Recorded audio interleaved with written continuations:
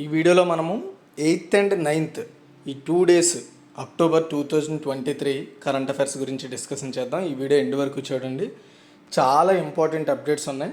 At the same time మనకి ఈ పాలస్తీనాకు సంబంధించిన ఒక మిలిటెంట్ గ్రూప్కి ఇజ్రాయెల్కి మధ్య జరుగుతున్న యుద్ధం అనేది ఒక ఇమేజ్ ద్వారా మీకు ఎక్స్ప్లెయిన్ చేయడం అయితే జరుగుతుంది. సో కాబట్టి వీడియో ఎండ్ వరకు చూడడం ద్వారా ఆ నాలెడ్జ్ని కూడా మీరు గెయిన్ చేసుకోగలుగుతారు. ఇది మీకు ఫ్యూచర్ ఎగ్జామ్స్కి చాలా యూజ్ అవుతుంది. ఫస్ట్ క్వశ్చన్ చూసుకుంటే, నీతి ఆయోగ్ ఏ రాష్ట్రంలో మహిళల నేతృత్వంలోని అభివృద్ధిపై మొదటి రాష్ట్ర వర్క్షాప్ నిర్వహించిందంటే గోవా అండి. చూడండి, నీతి ఆయోగ్ గోవా రాష్ట్ర ప్రభుత్వంతో కలిసి మహిళల నేతృత్వంలో వాళ్ళ అభివృద్ధి మీద ఫస్ట్ స్టేట్ వర్క్షాప్ నిర్వహించిందనమాట. మహిళా ఎంటర్ప్రీన్యూర్షిప్ ప్లాట్ఫామ్ అంటే ఉమెన్ ఎంటర్ప్రీన్యూర్ ప్లాట్ఫామ్, దీని ఫస్ట్ ఎడిషన్ ద్వారా మహిళల నేతృత్వంలో అభివృద్ధిని ప్రారంభించడంపై NITI Aayog state workshop series గోవాలోని CSIR national institute of oceanography ఆడిటోరియంలో నిర్వహించడం జరిగింది. అయితే గోవా ప్రభుత్వ గౌరవ ముఖ్యమంత్రి డాక్టర్ ప్రమోద్ సావంత్ నీతి ఆయోగ్ సహాయంతో గోవా స్టేట్ విజన్ 2047 కూడా తయారు చేస్తున్నట్లుగా చెప్పడం జరిగింది. సో ఈ వర్క్షాప్ ఏంటంటే మహిళలకు సంబంధించిన వాళ్ళ అభివృద్ధి మీద చేస్తున్న పనులేంటి, చేయాల్సిన పనులు ఏంటి అనేది ఇక్కడ డిస్కషన్ అయిందని. సెకండ్ వన్, 52వ GST కౌన్సిల్ సమావేశంలో మొలాసిస్పై మొలాసిస్పై GSTని 28% నుంచి ఎంత శాతానికి తగ్గించాలని GST కౌన్సిల్ నిర్ణయించింది. ప్రజెంట్ 28% GSTని విధిస్తున్నారు మొలాసిస్ మీద. ఎంతకు తగ్గించిందంటే 5% అండి. మొలాసిస్పై GSTని 28% నుండి 5%కి తగ్గించాలని GST కౌన్సిల్లోని 52వ GST కౌన్సిల్ మీటింగ్లో డెసిషన్ తీసుకున్నారు. ఇది కేంద్ర ఆర్థిక మంత్రి నిర్మలా సీతారామన్ అధ్యక్షతన న్యూఢిల్లీలో జరిగింది. అయితే అసలేంటి మొలాసిస్? సో యాక్చువల్గా ఆల్కహాలిక్ మద్యం తయారీకి ఉపయోగించే అదనపు న్యూట్రల్ ఆల్కహాలే ఈ యొక్క మొలాసిస్ అనమాట. ఓకేనా? సో అర్థమైంది, ఆల్కహాల్లో వాడే పదార్థమే ఈ మొలాసిస్. దీనిపై GSTని 28% నుంచి 5% తగ్గించాలని, బకాయిలను త్వరగా క్లియరెన్స్ చేయడానికి అండ్ పశువుల దానా తయారీ వ్యయాన్ని తగ్గించడానికి చెరుకు రైతులకు ఉపశమనం కలిగించాలని కూడా చెప్పింది. కోస్టల్ రన్గా మారినప్పుడు విదేశీ జెండా, విదేశీ నౌకల షరతులతో కూడిన పరిమితి వ్యవధి IGST మినహాయింపులు కూడా సిఫార్సు చేసింది. అండ్ మిల్లెట్ పిండి పొడి రూపంలో తయారు చేయడానికి, వదులుగా ఉన్న రూపంలో విక్రయించినప్పుడు బరువు ప్రకారం కనీసం 70% మిల్లెట్లను కలిగి ఉండేటువంటి ఆహార తయారీకి 0 రేటుని సిఫార్సు చేసింది. అంటే ఎలాంటి GST లేకుండా. ఇన్ కేసు ప్యాక్ చేసి ఉంటే మాత్రం 5% GST విధించాలని చెప్పింది. ఎలాంటి ప్యాకింగ్ లేకుండా విడిగా అమ్మితే దానికి ఎలాంటి GST ఇవ్వకూడదని కూడా చెప్పింది. ఓన్లీ మిల్లెట్లతో తయారైన పిండికి మాత్రమే. అండ్ కస్టమ్స్ టారిఫ్ చట్టంలో 8 అంకెల స్థాయిలో ప్రత్యేక టారిఫ్ HS కోడ్ సృష్టించబడింది. సో దీన్ని ఇండస్ట్రియల్ రిలేటెడ్ వాడతారనమాట. ఓకే, ఇలా వాడడం ద్వారా వాటికి GST విధింపు కానీ ట్యాక్సెస్ ఎగ్జంప్షన్ ఉంటుంది అంతే. ఓకేనా? తర్వాత థర్డ్ వన్, 49వ all India police science congress ఏ రాష్ట్రంలో నిర్వహించబడిందంటే ఉత్తరాఖండ్ అండి. 49వ ఆల్ ఇండియా పోలీస్ సైన్స్ కాంగ్రెస్ని ఉత్తరాఖండ్ పోలీసుల వాళ్ళు డెహ్రాడూన్లోని నిర్వహించారు. ఇది పోలీసింగ్ ఇన్ అమృత్కాల్ అనే థీమ్తో నిర్వహించారు. Bureau of police research and development ఆధ్వర్యంలో ప్రతి సంవత్సరం దీన్ని నిర్వహిస్తారండి. కేంద్ర హోంమంత్రి అమిత్ షా ముఖ్య అతిథిగా హాజరు కాగా ఉత్తరాఖండ్ ముఖ్యమంత్రి పుష్కర్ సింగ్ ధామీ దీనికి చీఫ్ గెస్ట్గా అటెండ్ అయ్యారు. 49వ ఆల్ ఇండియా పోలీస్ ఈ సైన్స్ కాంగ్రెస్లో 6 అంశాల గురించి చర్చించారనమాట. ఏంటి? 5G యుగంలో పోలీసింగ్ ఎలా ఉండాలి, నార్కోటిక్స్ గేమ్ చేంజ్ అప్రోచ్ గురించి, పోలీసులు and central arm police forces మధ్య సమన్వయం అంటే కలిసి పనిచేయడం, నేషనల్ క్రైమ్ రికార్డ్స్ బ్యూరో డేటాను తీసుకొని పనిచేయడం, అంతర్గత భద్రత, సోషల్ మీడియా సవాళ్ళను ఎదుర్కోవడం, కమ్యూనిటీ పోలీసింగ్ చేయడం. ఓకే, 1917లో అన్ని పోలీస్ ఏజెన్సీలు వారు మౌలిక సదుపాయాలు, మానవ వనరులు, ప్రక్రియలను మెరుగుపరచుకోవడం కోసం ఈ particular bureau of police research and డెవలప్మెంట్ని ఏర్పాటు చేసుకున్నారు. అండ్ ఇది అన్ని స్థాయి పోలీస్ అధికారులు, సాంకేతిక నిపుణులు, ఫోరెన్సిక్ నిపుణులు చర్చలు చురుగ్గా పాల్గొని ఒకరికొకరు సహకరించుకోవడం ద్వారా పోలీసింగ్ వ్యవస్థను బలోపేతం చేసుకోవడమే దీని మెయిన్ ఉద్దేశం. Next fourth one, very important, గంగానది డాల్ఫిన్ను రాష్ట్ర జల జంతువుగా ప్రకటించిన రాష్ట్రం ఏది? ఆన్సర్ వచ్చేసి ఉత్తరప్రదేశ్ అండి. ఓకే, చూడండి, ఉత్తరప్రదేశ్ ముఖ్యమంత్రి యోగి ఆదిత్యనాథ్ గంగా నదిలో ఉండే ఏవైతే డాల్ఫిన్స్ ఉంటాయో కేవలం ఆ డాల్ఫిన్స్ని మాత్రమే ఆ రాష్ట్ర జల జంతువుగా అనౌన్స్ చేసుకున్నారనమాట. ఈ డాల్ఫిన్లు గంగా, యమున, చంబల్ అండ్ ఫగ్రా, రాప్తి, గిరువా వంటి నదుల్లో ఎక్కువగా కనిపిస్తాయి. ఉత్తరప్రదేశ్లోని గంగా డాల్ఫిన్ల జనాభా సుమారు 2000 వరకు ఉంటుందని ఒక అంచనా. World wide fund for nature and అటవీ శాఖ బృందాలు ఇటీవలే ఉత్తరప్రదేశ్లోని హోపూర్ జిల్లాలో ఘర్ గంగాలో జీపీఎస్ సహాయంతో డాల్ఫిన్లను లెక్కిస్తున్నారన్నమాట. Okay, fifth one, general insurance corporation of India కొత్త చైర్మన్ అండ్ మేనేజింగ్ డైరెక్టర్గా ఎవరు బాధ్యతలు స్వీకరించారు అంటే రామస్వామి ఎన్ లేదా N Ramaswamy. General insurance corporation of India, దీన్ని జిఐసి అంటారు. దీనికి కొత్త చైర్మన్ అండ్ ఎండీగా రామస్వామి ఎన్ని బాధ్యతలు తీసుకున్నారు. అతను దేవేశ్ శ్రీవాస్తవ స్థానంలో అపాయింట్ అయ్యారు. బీమా పరిశ్రమలో ఎక్స్పీరియన్స్ ఉన్న ఎన్ రామస్వామికి జిఎస్సిలో 3 దశాబ్దాలకు పైగా అనుభవం కూడా ఉంది. అతను 1988లో జిఐఎస్సిఆర్ఈతో డైరెక్టర్ రిక్రూటర్ ఆఫీసర్గా తన కెరీర్ స్టార్ట్ చేశారు. General insurance corporation of India limited ముంబైలో రిజిస్టర్ కార్యాలయం అండ్ ప్రధాన కార్యాలయం కలిగి ఉన్న ఒక భారతీయ ప్రభుత్వ రంగ రీఇన్సూరెన్స్ కంపెనీ అనమాట. అంటే ఒక పబ్లిక్ సెక్టర్ పాలసీ కంపెనీ.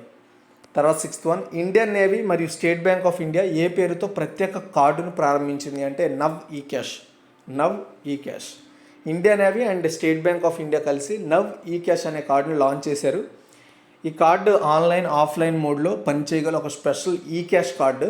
2020లో నగదు రహిత అండ్ డిజిటల్ ఇండియన్ నేవీ దిశగా తమ అధికారుల్లో ఒకరైన కెప్టెన్ వాసు ధీరజ్ ఆలోచనగా భారత నావికాదళం తన ఫస్ట్ ఈ కార్డుని లాంచ్ చేయాలని డెసిషన్ తీసుకుంది. డ్యూయల్ చిప్ కార్డ్ సిస్టమ్ ఆధారంగా సముద్రాల్లో ఆఫ్లైన్ లావాదేవీల కోసం స్టార్టప్తో వ్యాపార నమూనాను ఒక విధంగా చెప్పాలంటే ఏం లేదండి. సో ఇదేంటంటే నవ్ ఈ క్యాష్ అంటే కేవలం నేవీ వాళ్ళు మాత్రం వాడుకునేలా ఒక ఈ క్యాష్, ఓకే, అంటే ఒక ఆన్లైన్ క్యాష్ పేమెంట్ చేసే సొల్యూషన్ అని చెప్పొచ్చు ఈ కార్డు ద్వారా. ఓకే, అది. తర్వాత సెవెంత్ వన్, ఏ రాష్ట్రానికి చెందిన ఖమ్తీ రైస్కు భౌగోళిక సూచిక ట్యాగ్ లభించింది అంటే జిఐ ట్యాగ్ లభించింది? అరుణాచల్ ప్రదేశ్ అండి. అరుణాచల్ ప్రదేశ్ రాష్ట్రంలో ఖమ్తీ రైస్ అండ్ టాంగ్సా టెక్స్టైల్ ఇలా కొన్ని ఉత్పత్తులకు జిఐ ట్యాగ్ అయితే రావడం జరిగింది.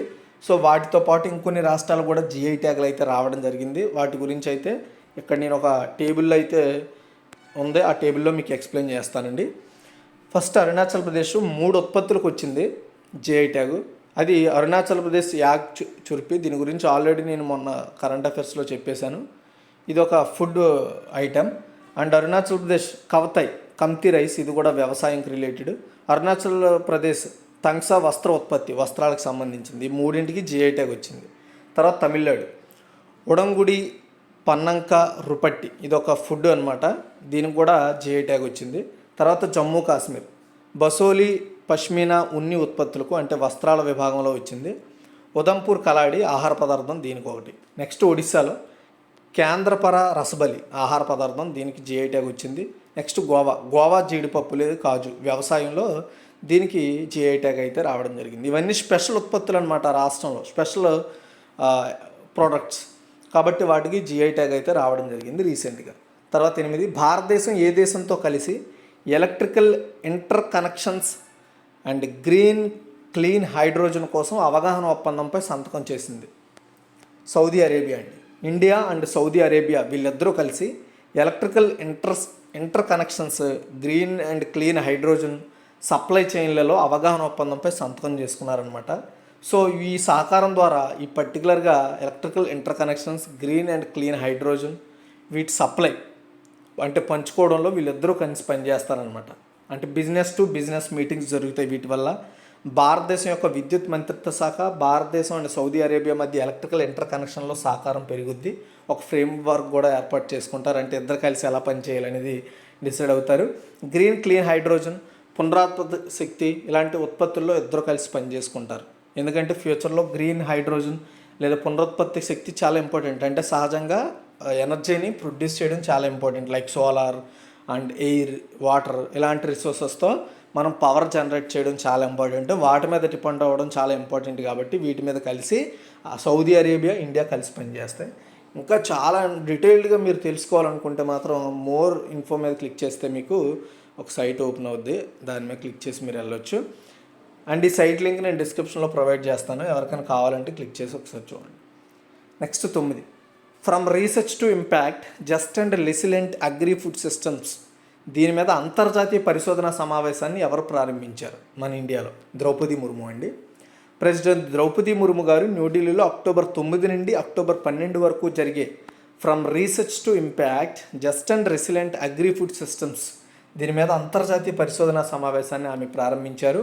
ఈ సమావేశాన్ని Indian council of agriculture research, consultative group on international agriculture research, యాక్చువల్గా ఇది వచ్చేసి సింగపూర్లో ఉంది. వీళ్ళిద్దరూ కలిసి పర్టికులర్గా అగ్రి ఫుడ్ సిస్టమ్స్, అగ్రి అంటే అగ్రికల్చర్ రిలేటెడ్ ఏవైతే ఫుడ్స్ ఉంటాయో వాటి మీద రీసెర్చ్ చేసి కొత్త ఇన్నోవేషన్స్ ద్వారా ఈ ఫుడ్ అండ్ అగ్రి సిస్టమ్స్లో డెవలప్మెంట్ కోసం ఈ సదస్సు అనేది మెయిన్గా తీసుకురావడం జరిగింది. అండ్ అందులో ఎక్కువగా ఉమెన్ ఎంపవర్మెంట్ పెంచాలి ఇందులో. దాని గురించి డిస్కషన్ కూడా జరిగింది ఈ మీటింగ్లో. తర్వాత 2023 సంవత్సరానికి గాను అర్థశాస్త్రంలో నోబెల్ పురస్కారం ఎవరికి ప్రకటించబడింది? ఎకనామిక్స్లో ఆన్సర్ వచ్చేసి క్లాడియా గోల్డిన్. అర్థశాస్త్రంలో ప్రతిష్టాత్మక నోబెల్ పురస్కారం 2023కు గాను అమెరికాకు చెందిన ఆర్థికవేత్త and Harvard university professor Claudia గోల్డెన్కు లభించిందండి. శ్రామిక రంగంలో మహిళల భాగస్వామ్యానికి సంబంధించి సమగ్రమైన అధ్యాయానికి గాను గోల్డెన్కు 77 సంవత్సరాలు ఆమెకు ఆ అవార్డుకి ఎంపికైనట్లుగా Royal Swedish Academy of Sciences వాళ్ళు వెల్లడించారు. అర్థశాస్త్రంలో నోబెల్ పురస్కారం అందుకున్న మహిళల్లో గోల్డెన్ థర్డ్ పర్సన్ అండి. ఇంత ముందు వరకు ఇద్దరే అందుకున్నారు ఆడవాళ్ళు, ఇప్పుడు మూడవ ఆమె. క్లాడియా గోల్డెన్ 1946లో న్యూయార్క్లో జన్మించారు. షికాగో యూనివర్సిటీ నుంచి PhD పట్టా పొందారు. ప్రస్తుతం కేంబ్రిడ్జ్లో హార్వర్డ్ యూనివర్సిటీలో ఎకనామిక్స్ ప్రొఫెసర్గా వర్క్ చేస్తున్నారు. ఇప్పటికే వైద్య, భౌతిక, రసాయన శాస్త్రాలు, సాహిత్యం, శాంతి విభాగాల్లో నోబెల్ పురస్కారాలు ప్రకటించారు. గత ఏడాది అర్థశాస్త్రంలో అమెరికాకు చెందిన Ben Shalom, Bernanke, Douglas W. Diamond and Philip H. డైబ్విగ్లకు నోబెల్ అందించారు. బ్యాంకులు, ఆర్థిక సంక్షోభాలపై సాగించిన కీలక పరిశోధనలకు గాను ఈ అవార్డులకు వాళ్ళకి ప్రకటించారు గతంలో. తర్వాత 11 అమెరికా వాళ్ళకి. నెక్స్ట్ 11 ఏ రాష్ట్ర ప్రభుత్వం రాష్ట్రంలోని 5 స్థానిక ముస్లిం సంఘాలైన గోరియా, మొరియా, దేశీ, సయ్యద్ అండ్ జొల్హాపై సామాజిక ఆర్థిక సర్వేను నిర్వహించనుంది అంటే అస్సాం అండి. అస్సాం గవర్నమెంట్ ఆ రాష్ట్రంలో ఉన్న 5 స్థానిక ముస్లిం సంఘాలైన గోరియా, మొరియా, దేశీ, సయ్యద్, జొల్హాపై దృష్టి సారించి ఆ వర్గాలను అభివృద్ధి చేయడం కోసం ఒక డేటాను తయారు చేస్తుంది. దాన్నే సామాజిక ఆర్థిక సర్వే అంటారు. ఆ సర్వే ద్వారా వాళ్ళకి సంబంధించిన పూర్తి సమాచారాన్ని సేకరిస్తున్నారు. ఆరోగ్య సంరక్షణ, విద్య, సాంస్కృతిక గుర్తింపు, ఆర్థిక విషయాలు, నైపుణ్య అభివృద్ధి, మహిళా సాధికారతను ప్రోత్సహిస్తారు ఆ డేటాను తీసుకొని ఆ సంఘాల్లో. ఓకేనా? అంటే వాళ్ళని సోషల్గా అండ్ పొలిటికల్గా, ఎడ్యుకేషనల్లీ వాళ్ళని డెవలప్ చేయడమే ఆ సర్వే మెయిన్ ఉద్దేశం. ఈ 5 ముస్లిం వర్గాలకు స్వదేశీ హోదాను రాష్ట్ర మంత్రివర్గం ఇప్పటికే ఆమోదించింది. అంటే వాళ్ళు స్వదేశీలే అని తెలియజేసింది. తర్వాత 12 కేంద్ర ఎన్నికల సంఘం ఏ నెలలో 5 తెలంగాణ, మధ్యప్రదేశ్, రాజస్థాన్, మిజోరాం, ఛత్తీస్గఢ్ ఈ 5 రాష్ట్రాల్లో అసెంబ్లీ ఎన్నికలు నిర్వహించనుంది. ఏ నెలలో? ఆన్సర్ వచ్చేసి నవంబర్ అండి. నెక్స్ట్ ఈ నవంబర్లో ఈ 5 రాష్ట్రాలకి ఓకేనా, ఈ 5 రాష్ట్రాలకి కేంద్ర ఎన్నికల సంఘం షెడ్యూల్ని అనౌన్స్ చేసిందనమాట. 40 రోజుల పాటు ఈ రాష్ట్రాల్లో పర్యటించి ఎన్నికల సన్నద్ధత పరిశీలించినట్లుగా chief election commissioner Rajiv Kumar announce చేశారు. తెలంగాణలో నవంబర్ 30న పోలింగ్ నిర్వహిస్తారండి. డిసెంబర్ 3న ఓట్ల లెక్కింపు జరుగుతుంది. తర్వాత ఫలితాలు అనౌన్స్ చేస్తారు. ఎన్నికల నోటిఫికేషన్ నవంబర్ 3న రిలీజ్ చేస్తారు. మిజోరాంలో నవంబర్ 7న పోలింగ్ జరుగుతుంది. డిసెంబర్ 3నే లెక్కిస్తారు. అందరికీ డిసెంబర్ 3నే ఓట్ల లెక్కింపు ఉంటుంది. బట్ ఎలక్షన్ జరిగే టైమింగ్లు మాత్రం సపరేట్. మధ్యప్రదేశ్లో నవంబర్ 17, ఛత్తీస్గఢ్లో నవంబర్ 7 అండ్ రాజస్థాన్లో కూడా నవంబర్ 23న పోలింగ్ నిర్వహిస్తారు. 5 రాష్ట్రాల అసెంబ్లీ ఎన్నికల ఓట్ల లెక్కింపు ఫలితాలు డిసెంబర్ 3నే అనౌన్స్ చేస్తారు. తెలంగాణలో మొత్తం ఓటర్లు 3.17 కోట్ల మంది ఉన్నారు. వీళ్ళు పురుషులు 1.58 కోట్ల మంది, మహిళలు 1.58 కోట్ల మంది ఉన్నారు సమానంగా. మొదటిసారి ఓటు హక్కు వినియోగించుకుంటున్న వారు 8.11 లక్షల మంది ఉన్నారట. తర్వాత 13 ఏ ఉగ్రవాదుల గ్రూపు ఇజ్రాయెల్పై యుద్ధం ప్రకటించింది? ఓకే, చాలా ఇంపార్టెంట్ క్వశ్చన్, మీకు క్లారిటీగా ఎక్స్ప్లెయిన్ చేస్తాను. ఆన్సర్ వచ్చేసి హమాస్. ఓకేనా, మ్యాప్లోనే మొత్తం మీకు ఎక్స్ప్లెయిన్ చేసేస్తాను. ఈ హమాస్ గ్రూప్ పేరు గుర్తుపెట్టుకోండి, దాని గురించి మీకు మ్యాప్లో చూపిస్తాను. యాక్చువల్గా మనం ఈ కాన్ఫ్లిక్ట్లోకి వెళ్ళే ముందు ఇక్కడ మీకు చూపిస్తున్న మ్యాప్ను మనం అందరం అర్థం చేసుకోవడం చాలా ఇంపార్టెంట్ అనమాట. ఎందుకంటే మ్యాటర్ అంతా ఈ మ్యాప్లోనే ఉంది. ఇక్కడ మీరు గుర్తుపెట్టుకోండి, ఈ సీ పేరు ఎవరికైనా తెలిస్తే కామెంట్ చేయండి. ఈ సీ ఇది ఒక సముద్రం, ఆ సముద్రం పేరు ఏంటి ఎవరికైనా తెలిస్తే కామెంట్ చేయండి. అయితే ఇక్కడ వైట్ కలర్లో ఉన్నదంతా కూడా ఇజ్రాయెల్ అండి. ఈ గ్రీన్ కలర్లో ఉన్నది పాలస్తీన్. ఒకప్పుడు అంటే 1946లో పాలస్తీన్ అనేది ఇప్పటికీ అది ఒక దేశమేం కాదు, ఒక ప్రాంతం అనమాట, ఒక స్టేట్ లాంటిది. ఓకేనా, అదొక ప్రత్యేకమైన టెరిటరీ లాంటిది అనమాట. అయితే ఏమైంది, అంటే ఇజ్రాయెల్ మెల్లమెల్లగా దాన్ని ఆక్రమించుకుంటూ వచ్చింది. ఓకేనా, ఐక్యరాజ్య సమితి మ్యాప్స్ ప్రకారం మెల్లమెల్లగా ఆక్యుపై అవుతూ వచ్చిందనమాట. అలా ఆక్యుపై అయ్యి వస్తూ ఏ విధంగా మారిపోయిందో చూడండి. ఫుల్గా ఉండేది పాలస్తీన్, అలా మెల్లమెల్లగా తన యొక్క భూస్వరూపాన్ని మార్చుకుంటూ వచ్చేసింది. అంటే ఇజ్రాయెల్ అది మెల్లగా ఆక్యుపై చేసుకుందని మనకి ఈ మ్యాప్ చెప్తుంది. ఇది యూఎన్ మ్యాప్, అంటే యునైటెడ్ నేషన్స్ వాళ్ళ మ్యాప్. అంటే ఇప్పుడు ప్రజెంట్ అప్డేట్ ప్రకారం, అంటే 2012 ప్రకారం పాలస్తీన్ ప్రాంతం ఆక్యుపైలో ఉన్న ఈ గ్రీన్ కలర్లో ఉన్నది మాత్రమే పాలస్తీన్ ప్రాంతంగా ఉంది. అయితే ఈ పాలస్తీన్ మెయిన్గా హమాస్ అనే గ్రూప్ ద్వారా, ఒక మిలిటెంట్ గ్రూప్ ద్వారా పాలించబడుతోంది. ఓకేనా, అయితే ఇప్పుడు సడన్గా ఏం చేసింది, ఎలా అయినా దీన్ని ఆక్రమించుకోవాలి.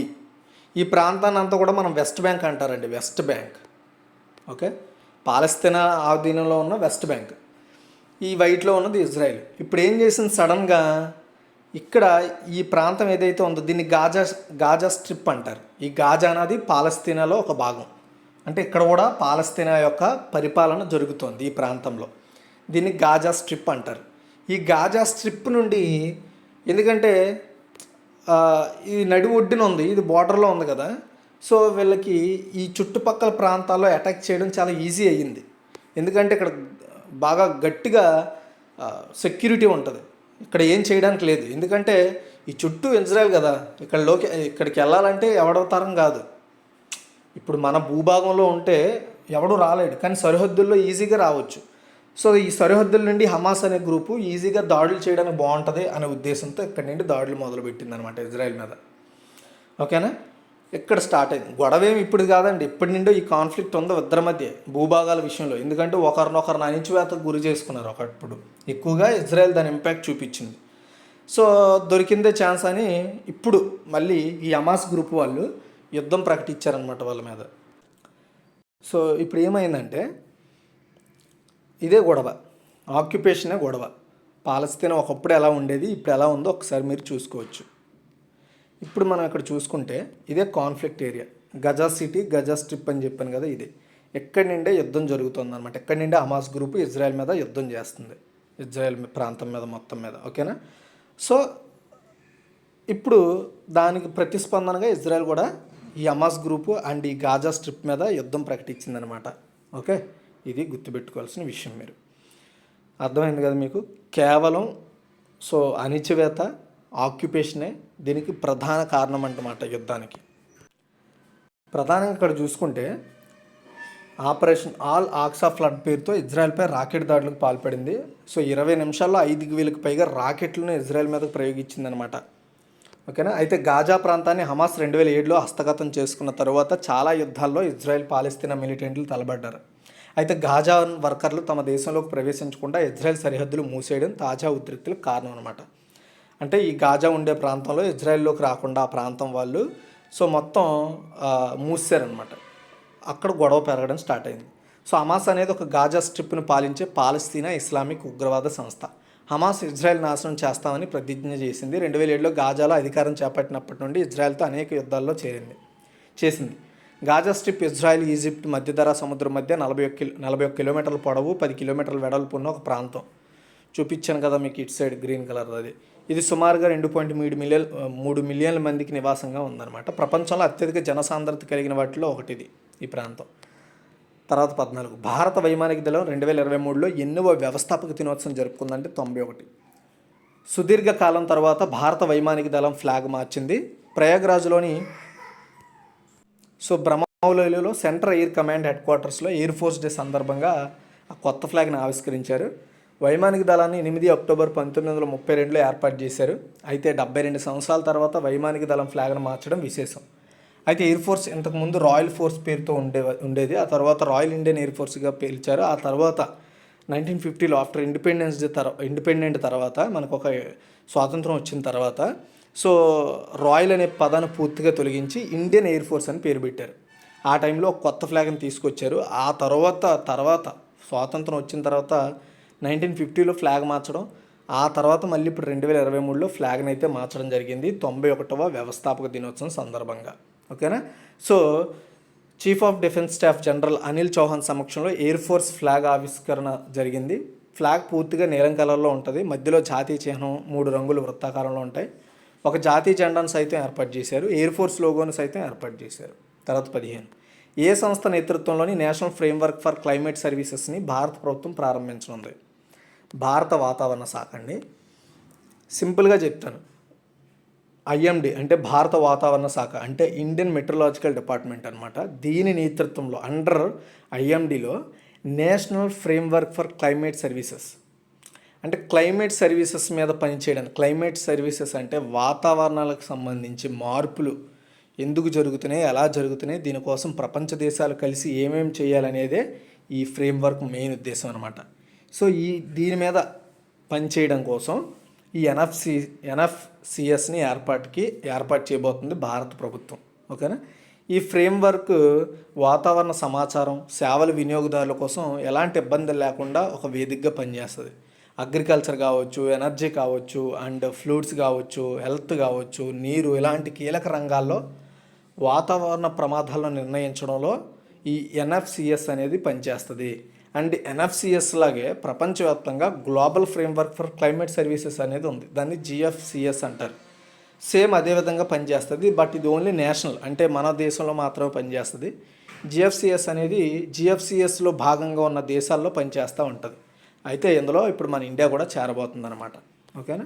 అది తర్వాత 16 ఐసీసీ పురుషుల వన్డే ప్రపంచ కప్లో అత్యంత వేగంగా 1000 పరుగులు పూర్తి చేసిన ఆటగాడు ఎవరు అంటే డేవిడ్ వార్నర్ అండి. సో ఆస్ట్రేలియన్ క్రికెట్ ప్లేయర్ చెన్నైలోని ఎంఏ చిదంబరం స్టేడియంలో ఆస్ట్రేలియాకి మనకి జరిగిన మ్యాచ్లో ఐసీసీ పురుషుల వన్డే ప్రపంచ కప్లో అత్యంత వేగంగా 1000 పరుగులు కంప్లీట్ చేసిన ఆటగాడిగా నిలిచారు.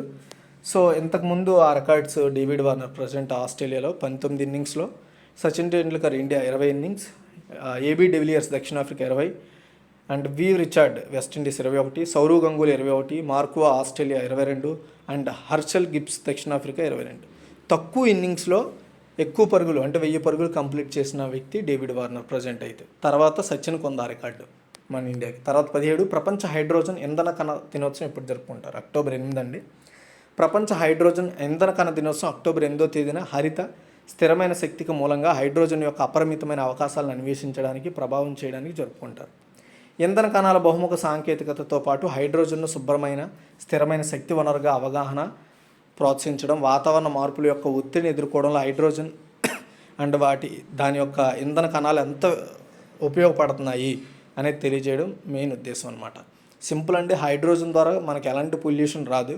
సో దాన్ని మనం ఇంప్లిమెంట్ చేసుకోవడం ద్వారా, ప్రతి దానిలో దాని వాడకం పెంచడం ద్వారా, లైక్ పెట్రోల్ ప్లేస్లో అంటే ఒక ఇంధన ప్లేస్లో ఒక ఆయిల్ కానీ క్రూడ్ ఆయిల్ ప్లేస్లో మనం దీన్ని వాడడం ద్వారా మనకి వాతావరణానికి ఎలాంటి పొల్యూషన్ ఉండదు. సో దాన్ని ఇంప్లిమెంటేషన్ చేయడంలో దాని గురించి అవగాహన పెంచడమే ఈ డే మెయిన్ ఉద్దేశం. తర్వాత 18 ప్రపంచ తపాలా దినోత్సవం ఎప్పుడు జరుపుకుంటారు? అక్టోబర్ 9 అండి. సో దీన్ని మనం వరల్డ్ పోస్టల్ అని పిలవచ్చు. దీన్ని అక్టోబర్ 9న ఎవ్రీ ఇయర్ అండ్ అన్ని కంట్రీస్ కలిసి జరుపుకుంటాయి. 1974లో యూనివర్సల్ పోస్టల్ యూనియన్ ఏర్పాటైంది. దాని యొక్క వార్షికోత్సవాన్ని గుర్తు చేసుకోవడం కోసం టోక్యోలో జరిగిన 1969 యూనివర్సల్ పోస్టల్ కాంగ్రెస్లో ఈ డే జరుపుకోవాలని డెసిషన్ తీసుకున్నారు. ఈ సంవత్సరం థీమ్ ఏంటంటే విశ్వాసం కోసం కలిసి సురక్షితమైన మరియు అనుసంధానించబడిన భవిష్యత్తు కోసం సహకరించడం. Together for trust, collaborating for a safe and connected future. Okay. అది తపాలా చరిత్ర గురించి చూసుకుంటే పోస్ట్ చరిత్ర దాని లిఖిత చరిత్ర కంటే పాతది. రోమ్లో ఆగస్టస్ సీజర్ 22 BCE కాలంలో మొదటి పోస్టల్ సర్వీసెస్ అయితే నిర్వహించారు అని చెప్పుకుంటారు, అప్పుడు స్టార్ట్ అయిందని. బ్రిటిష్ పోస్టల్ మ్యూజియం ప్రకారం స్కాట్లాండ్లోని సాంక్వార్లో హై స్ట్రీట్లో అత్యంత పురాతనమైన తపాలా కార్యాలయం ఉంది. ఈ పోస్ట్ ఆఫీస్ క్రీస్తు శకం 1712 నుండి పనిచేస్తుందట. అది. సో ఇదిగా ఓవరాల్గా ఇన్ఫర్మేషన్ 2 days కరెంట్ అఫైర్స్. ఈ వీడియో మీకు నచ్చితే లైక్ చేయండి, షేర్ చేయండి. Thanks for watching guys.